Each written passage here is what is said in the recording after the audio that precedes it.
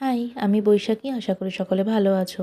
সকালবেলা ডিম সেদ্ধ বসিয়ে দিয়েছি, কারণ ব্রেকফাস্টে দুটো এগ হোয়াইট খাবো, বয়েলড এগ হোয়াইট।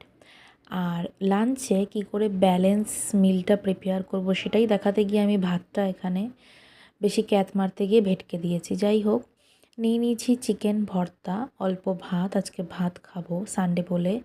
আর ব্যালেন্স করার জন্য স্যালাড আর দই। তো চিকেন ভর্তার রেসিপি জানতে চাইলে আমাকে কমেন্ট করো। আর সন্ধ্যাবেলা নিয়েছিলাম কোল্ড কফি, কারণ কি বাইরের কিছু খাবো না। কোল্ড কফির পরে গিয়েছিলাম মলে একটা মনসুন ইভেন্টস হচ্ছে। সেখানে বেশ ভালো গাছ পাওয়া যাচ্ছিল 250 টাকায় 3টে ইনডোর প্ল্যান্টস।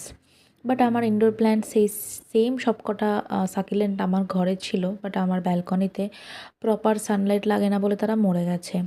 এই হচ্ছে সেই মলের ভেতরের ছোট্ট মেলা বা মনসুন ইভেন্ট, যেখানে কিনা দরকারি জিনিসের থেকে বেশি আভিজাবি জিনিসই পাওয়া যাচ্ছে।